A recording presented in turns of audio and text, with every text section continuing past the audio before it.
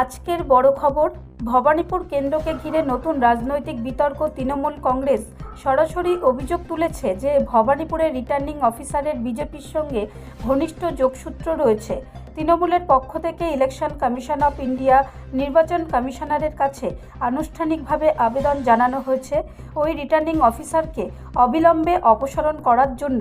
তাদের দাবি, এই পরিস্থিতিতে অবাধ ও নিরপেক্ষ নির্বাচন সম্ভব নয়। তৃণমূল নেতাদের বক্তব্য, গণতন্ত্র রক্ষার স্বার্থে নির্বাচন প্রক্রিয়ার নিরপেক্ষতা অত্যন্ত গুরুত্বপূর্ণ। তাই কোনোভাবেই পক্ষপাতিত্বের অভিযোগ থাকা কর্মকর্তার অধীনে ভোট গ্রহণ মেনে নেওয়া যাবে না। অন্যদিকে ভারতীয় জনতা পার্টি বা বিজেপি এই অভিযোগ সম্পূর্ণ ভিত্তিহীন বলে উড়িয়ে দিয়েছে। বিজেপির দাবি, তৃণমূল রাজনৈতিক উদ্দেশ্য প্রণোদিতভাবে এই ইস্যু তুলে অযথা বিতর্ক সৃষ্টি করছে। এখন নজর নির্বাচন কমিশনারের দিকে। তারা এই অভিযোগের ভিত্তিতে কী পদক্ষেপ নেয় সেটাই দেখার। ব্যুরো রিপোর্ট, রাষ্ট্রীয় প্রসার বাংলা।